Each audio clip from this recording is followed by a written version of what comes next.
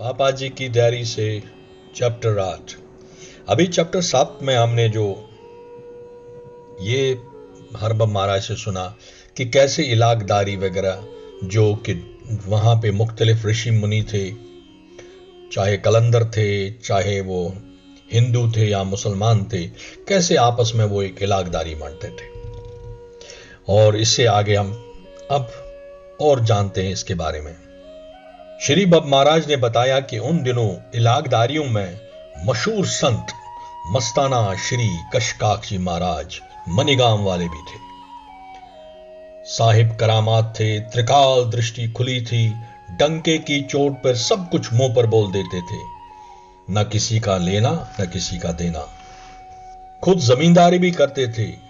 दूर दूर से जरूरतमंद लोग आते और अपनी अपनी तकलीफों मुश्किलों को हल चले जाते थे। मुल्क की आजादी और बंटवारे के बाद श्री कशकाक ने हमारे इलाके के लोगों से कहना शुरू कर दिया कि अब हमारे इलाके के लोगों को दुख दर्द वगैरह के लिए हरकाक बमहामा के पास जाना पड़ेगा, वही संभाल लेगा ये सब। और ये कहा कि ये फैसला ऊपर से आया है, माता भगवती से। लोग अब मुझे तलाश करके मिलने लगे और मैं सबको टाल देता था, ये कहकर कहां इतना महान संत कशकाक और कहां मैं अपनी कुल्ली का सामान दिखाकर कहता था कि क्या एक मामूली सा कुल्ली इतना बड़ा संत हो सकता है। ये सब कशकाक जी महाराज आप लोगों को टालने के लिए कहते हैं। ये एक बार नहीं कई बार हुआ, क्योंकि मेरा यह भी मानना था कि इस कलयुग में कौन परमात्मा की राह पर चलना चाहेगा। और दूसरी वजह यह थी कि गुरु महाराज की हिदायत और नसीहत, उन्होंने नसीहत दी थी खामोश रहने की। और साथ में मुझे यह भी डर था कि कहीं मैं अहंकार का शिकार न हो जाऊं।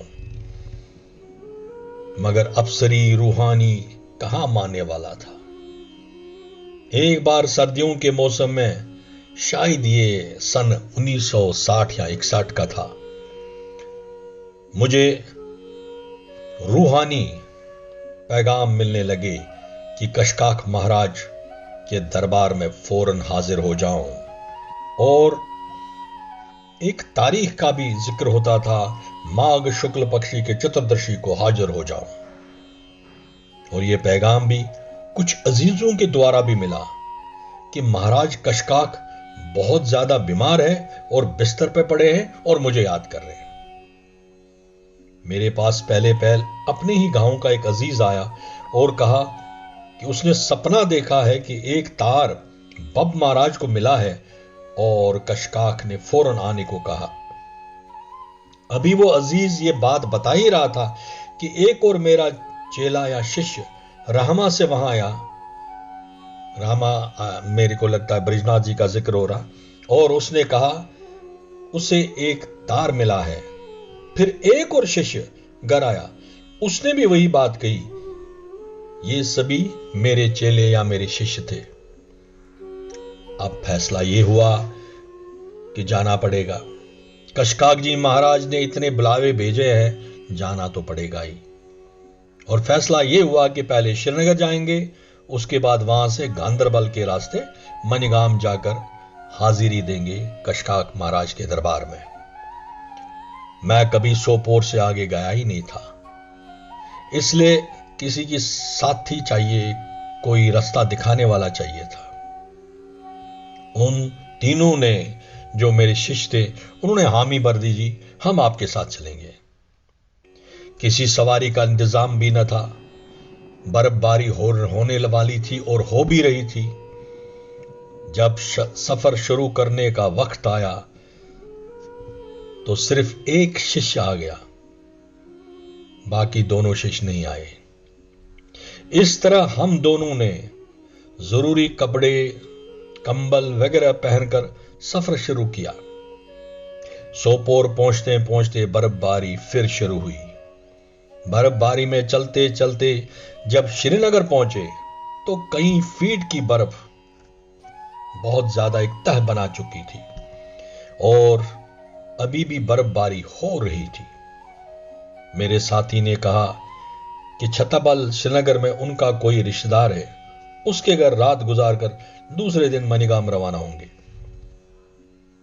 लेकिन हुआ यूं कि रात को वक्त था, जबरदस्त बर्फबारी हो रही थी। मेरे साथी को अपने रिश्तेदार का घर उसका रास्ता ही भूल गया। अब करें तो क्या करें, थकावट भी बहुत थी, इसलिए सुस्ताने के लिए करणनगर में एक बड़े से मकान के दरवाजे के साये में बैठ गए। कुछ देर के बाद मैंने साथी से कहा कि इस मकान में रहने वालों को ही गुजारिश करते हैं रात को जगह देने के लिए। मकान क्या था, एक बहुत बड़ा आलीशान बंगला था, सुंदर पत्थरों से बना आलीशान बंगला। हमने बाहर का दरवाजा खटखटा दिया। कुछ देर के बाद एक 14-15 साल का लड़का आया। उसने दरवाजा खोला और हम उस बालक से इल्तिजा करते रहे कि हमें बहुत दूर से चलकर आए हैं और इस बर्फबारी की वजह से हम लोग आगे नहीं जा सके, इसलिए यही इल्तिजा है कि रात को सर छुपाने की जगह अगर मिल जाए तो बहुत बड़ी मेहरबानी होगी, सुबह सवेरे उठकर हम निकल जाएंगे। वो बिना कुछ बोले अंदर वापस चला गया। मेरे साथी ने कहा कि चलिए कुछ और इंतजाम देख लेते हैं, ये लड़का वापस नहीं आएगा। मैंने कहा कुछ देर रुकते हैं, जब तक मना नहीं करता यही इंतजार करते हैं। थोड़ी देर के बाद वो लड़का वापस आकर हमें अंदर आने को उसने कहा। हम सर से पांव तक बर्फ की वजह से गीले थे। जैसे ही बंगले के अंदर पांव रखा, देखा दरवाजे से ही कालीन और द्रजट का फर्श बिछा हुआ था। हमने जूते दरवाजे पे उतार दिए, फिर हमको बाथरूम में ले गया। वहां गर्म पानी का भी इंतजाम था। हाथ धोकर कमरे में ले जाया गया, जो पहले कमरे से भी ज्यादा सजा हुआ था। घर पर उस नौकर और घर की मालकिन के सिवा कोई न था। हमें पता चला यह बंगला डायरेक्टर एनिमल हस्बेंड्री का था, जो खुद जम्मू में इस टाइम थे। और यहां घर पर उनकी धर्मपत्नी, जो एक देवी से कम न थी, वो पूर्ण भगवान भक्त थी। उस देवी ने हमारी सेवा में कोई कसर न रखी। जब खाना खाने बैठे तो मेरे साथी ने जो मेरी थाली में मांस परोसे देखा तो एकदम उसे उठाने को कहा, क्योंकि मैं मांस नहीं खाता था। मैंने माफी मांगते हुए कहा कि कोई बात नहीं है, सब्जी भी रखी है, मैं सब्जी के साथ खा लूंगा। लेकिन वो देवी खुद बहुत शर्मिंदा होगी। उसने मेरी थाली में से मांस की कटोरी उठाकर पनीर की प्लेट रख दी। मैं तो पहले से ही उसकी सेवा भाव से मुतासिर था, अब मैं शर्मिंदगी महसूस करने लगा। मेरे पूछने पर उस देवी ने कहा कि वो श्रीमद् भागवत और कुछ पुराणों का नियम से पठन करती है और उसे महापुरुषों और संतों की सेवा के काम में बहुत आनंद आता है। और देवी ने कहा कि हम लोग भी भगवान के भेजे हुए मेहमान हैं और मेहमान मेरे लिए भगवान से कम नहीं है। मैं खुशकिस्मत हूं कि भगवान ने आप लोगों को यहां भेजा और मुझे सेवा का मौका दिया। खाना खाके हम लोगों के लिए अच्छे से बिस्तर का भी इंतजाम किया गया। दूसरे दिन भी बहुत ज्यादा बर्फबारी हो रही थी, सब रास्ते बंद थे, बाहर तक जाने का भी रास्ता न था। हमें मजबूरन रुकना पड़ा।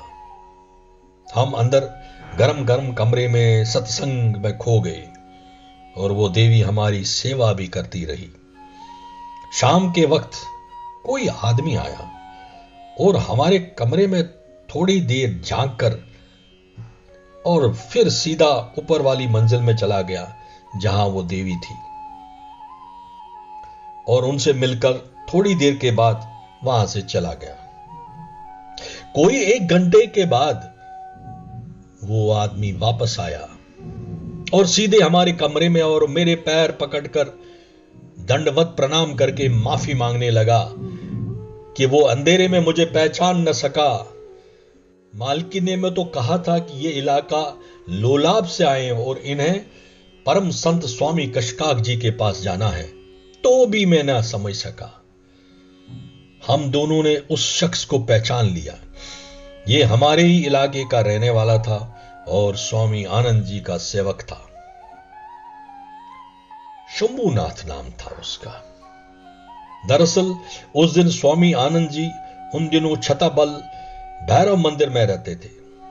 स्वामी जी ने उस देवी को दावत यानी निमंत्रण देने को भेजा था कि पूर्णमासी के दिन उसके यहां यज्ञ है, इसलिए नवेद करने आ जाइएगा। वापस आने पर जब उसने आनंद जी को हमारे बारे में कहा कि माताजी किसी की सेवा में लगी है जिनको कशकाक जी के पास जाना है, तो वो फौरन पहचान लिया और कहा रहे वो हरकाक जी बमहामा वाले हैं, उनको मणिगाम जाना है कशकाक जी से चार्ज लेने के लिए। फौरन वापस जाकर मेरी ओर से निमंत्रण दो कि वो भी नवेद करने जरूर आ जाए। इसीलिए शंभूनाथ वापस आकर माफी मांग रहा था। शंभूनाथ की जुबान से जब उस देवी ने सारी कहानी सुनी, वो शर्मिंदा होकर माफी मांगने लगी और कहने लगी कि मेरे आप जैसे महान संत को मैं पहचान न पाई। मैंने आशीर्वाद देकर कहा, हे देवी, बिना पहचाने ही आपने जो हमारी सेवा की है वो आपके श्रद्धा और साफ मन को दर्शाता है। आप माफी ना मांगे, आप पूर्ण देवी है। उसके श्रद्धा के आंसू उसके मन को दर्शा रहे थे। हमें यह भी पता चला कि वो देवी भी स्वामी आनंद जी की सेवाकार है। मैंने स्वामी आनंद जी को कहला भेजा कि मैं परम महाराज स्वामी कशकाक जी के दर्शन को जा रहा हूं। अगर पूर्णमासी से पहले वापस आया तो यज्ञ में जरूर आऊंगा। ये सारा इंतजाम हमें रहने खाने पीने का स्वामी कशकाक जी महाराज ने ही किया था। उस रात भी बहुत बर्फबारी होती रही और तीसरे दिन माघ चतुर्दशी, उस दिन भी बर्फबारी हो रही थी। हमारा जाना निहायत ही जरूरी था और बहुत लाजमी था, लेकिन करें तो क्या करें। हम सब अब कशकाक जी से यही प्रार्थना करने लगे उनकी अजमत का नूर देखने को। और कोई 12 बजे दिन को बर्फबारी रुक गई। मैं और मेरा साथी निकलने को तैयार हुए और देवी जो हाथ जोड़कर खड़ी थी, मैंने उससे यही प्रार्थना की कि आप भी प्रार्थना करें कि हम ठीक ठाक कशकाक जी के यहां पहुंचे। उस देवी ने मुझसे वादा लिया कि आते हुए फिर उसके घर में मैं पधारूं। हम लोग वहां से निकल पड़े और बस अड्डा पहुंचे। चारों ओर खामोशी थी। रास्ते बंद होने की वजह से कोई बस गाड़ी कुछ भी नहीं था। एक शख्स वहां पे दिखा तो हमने पूछा, गांदरबल कोई सवारी मिलेगी? वो ऊपर से नीचे हमें देखकर हंसने लगा और कहने लगा तन से कि लगता है किसी जंगल से आए हो। मेरे साथ ही वो जिद करने लगा कि वापस चलें, लेकिन मैंने कहा तुम जा सकते हो मगर मैं पैदल ही निकल जाऊंगा। मुझे मणिगाम हर हालत में आज ही पहुंचना है। मैंने उससे कहा तुम मुझे मणिगाम का रास्ता दिखा दो और वापस चले जाओ, लेकिन उसका भी प्रेम भाव, उसे वापस कहां जाना था, चल पड़ा मेरे साथ। इतने में ही एक करामात हुई। कशकाक महाराज जी का एक और खेल। कहीं से आवाज सुनी, गांदरबल गांदरबल गांदरबल, चलना है किसी ने गांदरबल। एक गाड़ी जा रही है। पता चला कि किसी ने अपने लिए रास्ता साफ करवा दिया था अब कुछ ट्रैफिक चलने लगा था। हमारे लिए भी एक और कशकाक महाराज की करामात हमारे लिए बस का इंतजाम करा दिया। गांदरबल पहुंचने पर बर्फबारी फिर होने लगी। वहां से हम दोनों मनीगाम पैदल चल पड़े।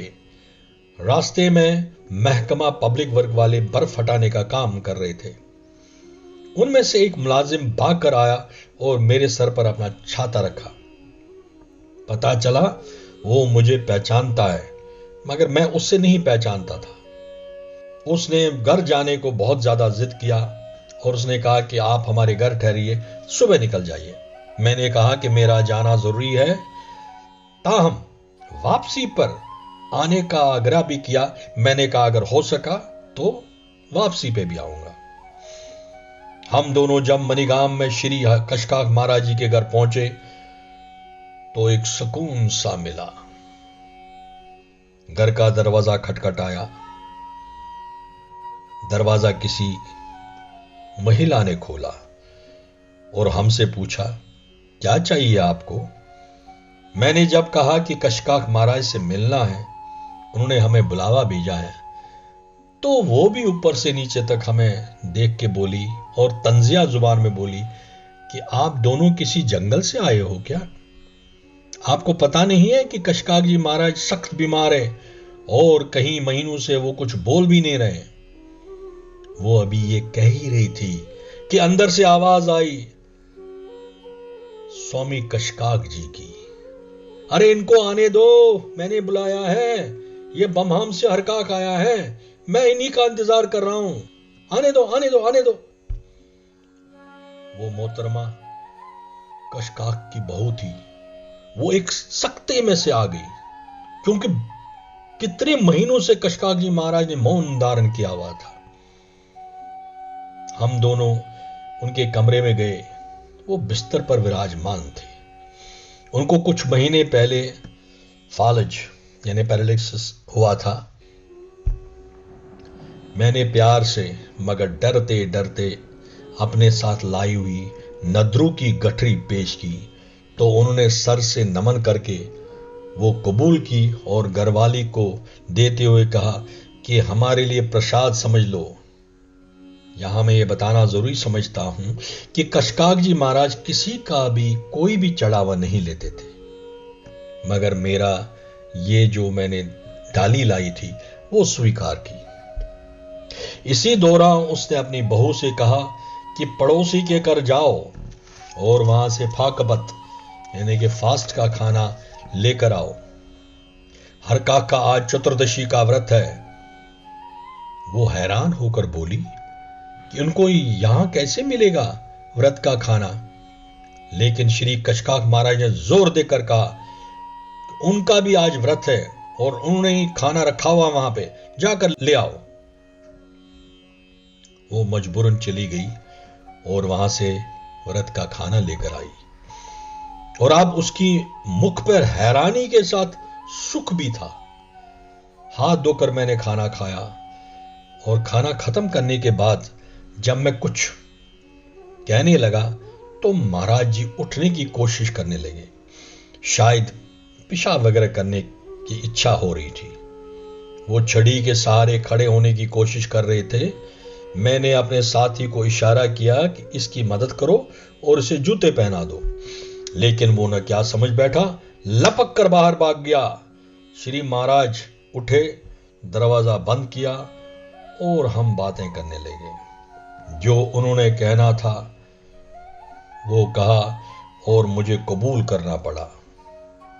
अब रात होने लगी थी। अब महाराज जी ने यह हुक्म भी दिया कि अभी सीधा श्रीनगर चले जाओ। इजाजत लेने के बाद मैंने फिर उनकी इज्जत यानी कि करामत का इम्तिहान लेना चाहा और सोचा रात को कैसे मुमकिन है कि मैं श्रीनगर पहुंच जाऊं इस बर्फबारी में। बाहर आकर मैंने अपने साथी से पहले पूछा कि वो बाहर क्यों भाग गया था। उसने कहा कि मैं आपके इशारे को यह समझा कि कशकाक जी छड़ी लेकर मुझे पीटने आ रहे हैं, इसीलिए मैं बाहर भाग गया। ये भी महाराज जी का रचाया हुआ एक खेल था, उसे बाहर कर दिया और मेरे से बातचीत करने के लिए। मैंने साथी को चलने को कहा। वो अजीब सी नजरों से मुझे देखने लगा। मैंने कहा, रात को गांधरबल रुकते हैं। उस बंदे के जो रास्ते में हमें वो जान पहचान वाला मिला था, उसके यहां रात को पहले रुकेंगे। वो मेरी ओर और हैरान होकर देखने लगा। इतनी रात को हम कैसे जाएंगे गांधरबल? मैं हंस पड़ा, क्योंकि कशकाक महाराज जी ने कहा है तो पहुंचना तो है ही। चारों ओर सफेद बर्फ की चादर के कारण रोशनी सी थी। हम गांव के बाहर एक मोड़ पर पहुंचे। वहां कुल्ली लोग बर्फ साफ कर रहे थे। मैंने पास जाकर दुआ सलाम की तो वो कहने लगे कि बब यानी कि कशकाक जी महाराज के पास से आए हो क्या? हम इसी गुफ्तगू में लगे थे कि पहाड़ी से तेज लाइट आती दिखाई दी। उस कुली ने कहा, शायद आर्मी की गाड़ी आ रही है। जब वो रोशनी नजदीक पहुंची तो ये एक सिविल ट्रक था जो जंगल में बर्फबारी की वजह से फंस गया था और खराब हुआ था। हमने हाथ के इशारे से रोका और पूछा, कहां जा रहे हो? तो उसने कहा कि श्रीनगर जा रहा हूं। हमने साथ ले जाने के लिए अर्ज किया तो उसने खुश होकर कहा, शायद आप यहां पीर के पास आए थे। पीर यानी कि कशकाक। हमने जब हामी भरी तो फौरन हमें अपनी ट्रक में बिठा दिया और अंदर बिठाने के बाद कहा कि आप लोगों के लिए ही पीर साहब ने यह ट्रक ठीक किया है, वरना हमारी ट्रक कितने दिनों से खराब पड़ी थी। हम जंगल में फंस गए थे। न जाने अभी कुछ देर पहले क्या हुआ। मैंने कंडक्टर से कहा कि अल्लाह का नाम लेकर फिर स्टार्ट कर ले ट्रक को। वो कहने लगा कि जनाब, जब 3 दिन से स्टार्ट नहीं हो रही है तो आज कैसे होगी? मगर जब स्टार्ट करके देखा तो स्टार्ट हो गई। ये पीर साहब का ही कुछ करिश्मा था। हम ट्रक में रात भर परमार्थ की बातें करते रहे। वो खुद बहुत चहक रहा था। उसकी बातों से यह झलक रहा था कि वो अपने अल्लाह पर पूर्ण विश्वास रखता है और खुदा दोस्त है। रास्ते पर हम दीन दुनिया की बातें करते रहे। इतने मगन हुए कि हमें रास्ते का पता नहीं चला कि कब हम श्रीनगर पहुंचे। वो भी आनंद प्राप्त कर रहा था और हम भी आनंद प्राप्त कर रहे थे। उसने मुझे बहुत इसरार किया कि उसके घर चलकर रात भर ज्ञान यानी कि भजन गाने का कुछ करेंगे वहां रात भर। मगर मैंने कहा कि मैंने उस देवी से वादा किया है कि वापसी पर उनके घर ठहरूंगा। ये ड्राइवर भी वहीं आसपास उनका पड़ोसी था। छताबल में कोई 11 बजे रात को उसने उनका दरवाजा खटखटाया और उस देवी से कहा कि ये मेरा मेहमान आपके हवाले करने आया हूं। श्रीनगर में जब पूर्णमासी को स्वामी आनंद जी के यहां नवीद करने गया तो उन्होंने मुझे अपने मेहमानों से तारुफ कराकर कहा, श्री कशकाक जी महाराज, उन्होंने इनको चार्ज दिया हुआ है और अब कशकाक की जगह अब इनके पास जाया करें। हालांकि इस तरह का ऐलान मेरी मर्जी के खिलाफ था। यह बात जब फैल गई कि कशकाक महाराज ने मुझे चार्ज दिया है तो मेरे अपने हमसाया साथी संतों को यह बात अच्छी नहीं लगी। वो मेरे बारे में बहुत अपशब्द बोलने लगे। उनमें से एक ने यहां तक कह दिया कि कशकाक महाराज को इस गंदी नाली के कीड़े के बगैर और कोई विद्वान या योगी ना मिला जो उसने अपना चार्ज इसको दिया। तभी से उन महापुरुषों को मेरे साथ एक, जिसको तुमने साध ऋष कहा था, क्योंकि पापा जी महाराज ने उसको यही सवाल पूछा था कि साध ऋष का मतलब क्या है, तो उसी का हरबाब महाराज कहते हैं कि जो ईर्ष्या उनको पैदा होगी उसी को साध ऋष कहते हैं। उन्होंने कई योग बल मुझ पर आजमा दिए, लेकिन माता भगवती ने हर बार मेरी रक्षा की। मैं मां की शरण में हमेशा रहा हूं, आज भी हूं। वो सारे कश्मीर की शारदा पीठ है। हमारा ये कश्मीर शिव भक्ति का घर है और भगवान शंकर महाराज हमारे इष्ट देव। हमारे यहां ये कर्म भी ये है कि हम शिव जी के हैं, और यही कश्मीर का ऋषि फलसफा का असली मतलब है। आज के लिए इतना ही, आगे फिर। नमस्कार। हरबम महाराज की जय, पापा जी महाराज की जय।